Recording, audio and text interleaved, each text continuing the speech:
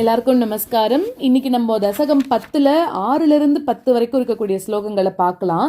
நேத்தி நம்ம 5வது ஸ்லோகம் பார்த்தோம் இல்லையா? அப்ப என்ன பண்ணா, பிரம்மா ருத்ரனை ஒரு 11 உருவங்கள் எடுத்துக்க வச்சார். அந்த 11 பேருக்கும் 11 மனைவிகளை கொடுத்து பிரஜாபதிகளை உருவாக்கணும்னு சொன்னாருங்கிற வரைக்கும் நம்ம பார்த்தோம். அடுத்தது இன்னைக்கு 6வது ஸ்லோகத்துல அப்படி சொன்ன உடனே ருத்ரன் என்ன பண்ணானா, ருத்ர கணங்களை படைக்க ஆரம்பிச்சானா. அது எல்லாம் எப்படி இருந்தது அப்படின்னா, ஒன்னொன்னும் பயம் தரக்கூடிய உருவத்தோட இருந்துதான். அப்படி பயம் தரக்கூடிய உருவத்தோட இருந்தபோது என்ன ஆச்சுன்னா, இந்த 3 உலகங்கள்லயும் அது எல்லா இடத்துலயும் பரவ ஆரம்பிச்சுதான் அந்த ருத்ரகணங்கள் எல்லாமே. அப்போ பிரம்மாக்கே அதை பார்த்து பயமா இருந்துதான். அப்ப என்ன பண்ணாராம் பிரம்மா, உன்னோட ஏவல்னால அந்த ருத்ரர்கள் எல்லாம் பார்த்து, ஐயோ போரும், நான் ஏதோ தப்பா உங்களை சொல்லிட்டேன், நீங்க இனிமே இந்த உயிர்கள் எல்லாரையும் நீங்க படைக்க வேண்டாம், இந்த உலகத்துல நன்மை நடக்கணும், உங்களால நீங்க படைச்சு நிறைய தப்புகள் நடந்துருத்து, ரொம்ப பயங்கரமான உருவத்தோட நீங்க இருக்கீங்க, அதனால நீங்க பெருமாளை நினைச்சு இந்த உலக நன்மைக்காக தவம் பண்ணுங்கோ அப்படின்னு சொல்லி பிரம்மா சொல்லிட்டாராம். இது 6வது ஸ்லோகம். 7வது ஸ்லோகத்துல ருத்ரனும் பிரம்மா சொல்றதை கேட்டு தவம் பண்ண ஆரம்பிக்கிறான். அப்போ பிரம்மா என்ன பண்றாருன்னா, தானே சரி ருத்ரன் இல்லாத நேரத்துல படைப்பு தொழில பண்ணி ஆகணும் இல்லையா, அதனால பிரம்மாவே என்ன பண்ணார், படைப்பு தொழில ஈடுபடுறாராம். அப்போ அவரோட உடம்புல இருந்து மரீச்சி, அத்ரி, ஆங்கிரசு, சுகிரது, புலகன், புலஸ்தியன், பிருகு, வசிஷ்டர், தக்ஷன், அப்புறமா உன்னோட திருவடிகளுக்கே எப்பவுமே அடிமையா இருக்கக்கூடிய நாரதர், இந்த மாதிரி இருக்கக்கூடிய 10 மகரிஷிகளை பிரம்மா படைக்கிறாராம் தன்னோட அந்த உடம்புல இருந்தே. இது 7வது ஸ்லோகம். 8வது ஸ்லோகத்துல பிரம்மதேவன் அடுத்தது தர்மன், கர்தமன் இந்த மாதிரி இருக்கிறவாளையும் படைக்க ஆரம்பிக்கிறான். அதுக்கப்புறம் சரஸ்வதி தேவியையும் படைக்கிறான். இங்கதான் என்ன ஆகுறதுன்னா, சரஸ்வதி தேவியை படைச்ச உடனே பிரம்மாக்கு காமனால ஏவப்பட்டு அந்த காம விகாரம் வருதான் பிரம்மாவுக்கு. அப்போ என்ன ஆகிறது அப்படின்னாக்க, அதாவது இங்க சரஸ்வதி தேவி பொண்ணுதானே அப்படிங்கிற மாதிரி வச்சுக்கூடாது. தன்னோட உடம்புல இருந்து சரஸ்வதி தேவி வந்திருக்கா. அதுக்கப்புறம் என்ன ஆகுறது, சரஸ்வதியை கல்யாணம் பண்ணிக்கிறா அப்படின்னு சொல்றோம்ல. நம்ம இப்ப அந்த டாபிக் உள்ள எல்லாம் போக வேண்டாம்.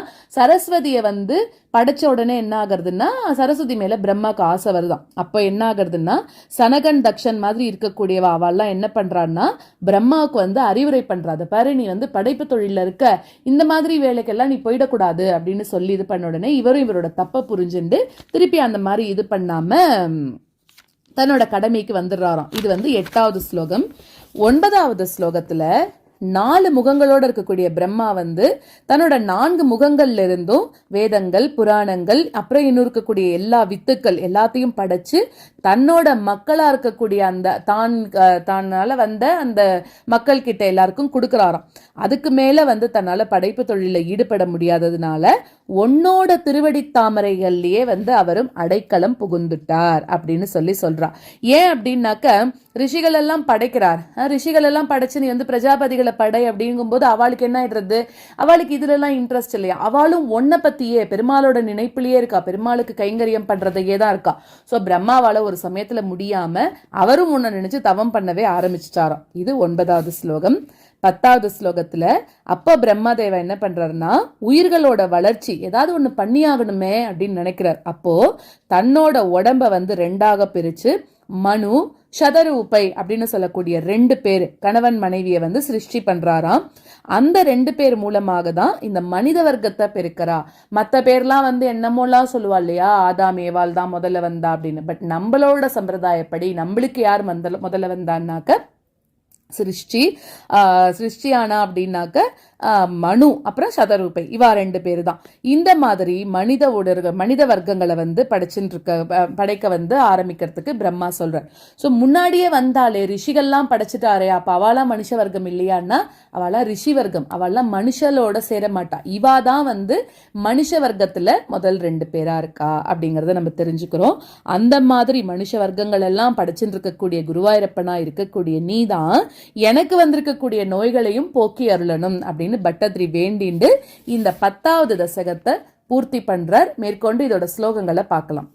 ருத்ராபி சிருஷ்ட பயதாகிருதி ருத்ரசங்க சம்பூரியமான புவனத்ரய भुवनत्रय भीत चेताः मामा प्रजा सृजतपश्चरमङ्गलायेति आचष्ट तं कमलभूर्भवदीरितात्मा रुद्राभिसृष्टभयदाकृतिरुद्रसङ्ग रुद्राभिसृष्टभयदाकृतिरुद्रसङ्ग सम्पूर्यमानभुवनत्रयभीतचेताः सम्पूर्यमानभुवनत्रयभीतचेताः मामा प्रजा सृजतपश्चरमङ्गलायेति मामा प्रजा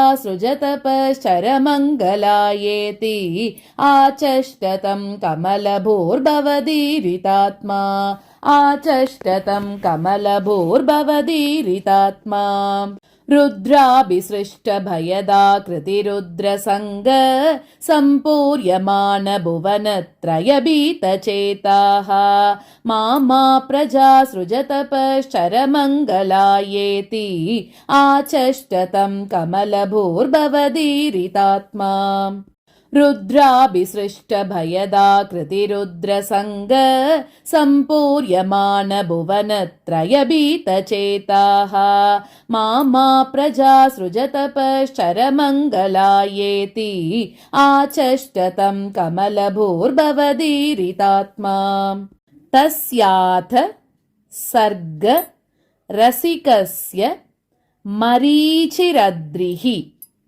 तत्राङ्गिरा क्रतुमुनिः पुलः पुलस्त्यः अङ्गाद जायत भृगुश्च वसिष्ठ दक्षौ श्रीनारदश्च भगवन् भवदङ्घ्रिदासः तस्याथ सर्गरसिकस्य मरीचिरद्रिः तस्याथ सर्गरसिकस्य मरीचिरद्रिः तत्राङ्गिराः क्रतुमुनिः पुलः पुलस्त्यः तत्राङ्गिराः क्रतुमुनिः पुलः पुलस्त्यः अङ्गादजायत भृगुश्च वसिष्ठदक्षौ अङ्गादजायत भृगुश्च वसिष्ठदक्षौ श्रीनारदश्च भगवन् भवदङ्घ्रिदासः श्रीनारदश्च भगवन् भवदङ्घ्रिदासः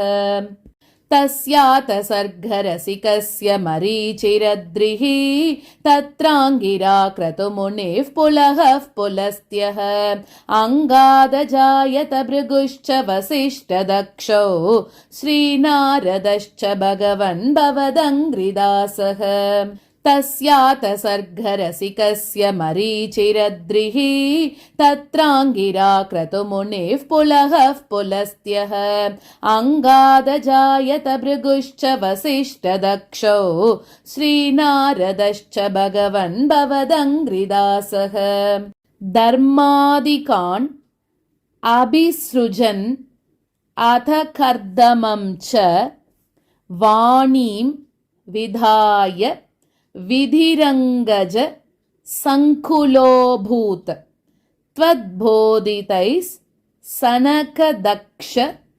मुखैस्तनूजैः उद्बोधितश्च विरराम तमो विमुञ्चन् धर्मादिकान् अभिसृजन् अथ कर्दमं च धर्मादिकान् अभिसृजन् अथ कर्दमं च वाणीं विधाय विधिरङ्गज सङ्कुलोऽभूत् वाणीं विधाय विधिरङ्गज सङ्कुलोऽभूत् त्वद्बोधितैः सनकदक्ष मुखैस्तनूजैः त्वद्बोधितैः सनकदक्ष मुखैस्तनूजैः उद्बोधितश्च विरराम तमो विमुञ्चन् उद्बोधितश्च विरराम तमो विमुञ्चन् धर्मादिकान् अभिसृजन् अथ कर्दमं च वाणीं विधाय विधिरङ्गज सङ्कुलोऽभूत् त्वद्बोधितैः सनकदक्ष मुखैस्तनूजैः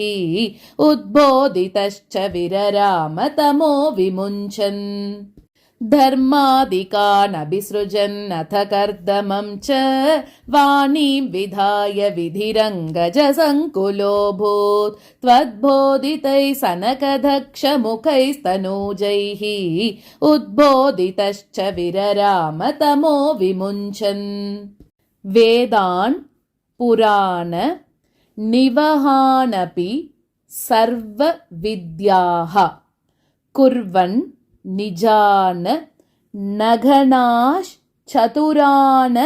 नोऽसौ पुत्रेषु तेषु विनिधायस सर्गवृद्धिम् अप्राप्नुवंस्तव पदाम्बुजम् आश्रितोऽभूत् वेदान् पुराण निवहानपि सर्वविद्याः वेदान् पुराण निवहानपि सर्वविद्याः कुर्वन् निजाननगनाश्चतुराननोऽसौ कुर्वन् निजाननगनाश्चतुराननोऽसौ पुत्रेषु तेषु विनिधाय ससर्गवृद्धिम् पुत्रेषु तेषु विनिधाय ससर्गवृद्धिम् अप्राप्नुवंस्तव पदाम्बुजमाश्रितोऽभूत् अप्राप्नुवंस्तव पदाम्बुजमाश्रितोऽभूत् वेदान् पुराण निवहानपि सर्वविद्याः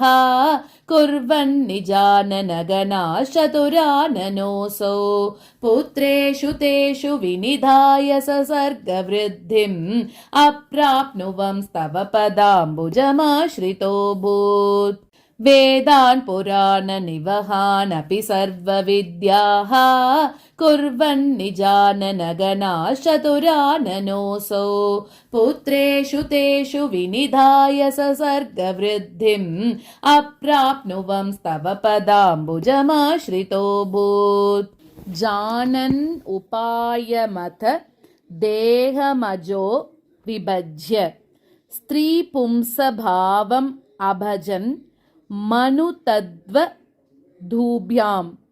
ताभ्यां च मानुषकुलानि विवर्धयंस्त्वं गोविन्द मारुतपुरेश निरुन्धि रोगान् जानन्नुपायमथ देहमजो विभज्य जानन्नुपायमथ देहमजो विभज्य स्त्रीपुंसभावमभजन् मनुतद्वधूभ्यां स्त्रीपुंसभावमभजन् मनुतद्वधूभ्यां ताभ्यां च मानुषकुलानि विवर्धयंस्त्वं ताभ्यां च मानुषकुलानि विवर्धयंस्त्वं गोविन्द मारुतपुरेश निरुन्धि रोगान् गोविन्द मारुतपुरेश निरुन्धि रोगान् जानन्नुपायमथ देहमजो विभज्य स्त्रीपुंसभावमभजन्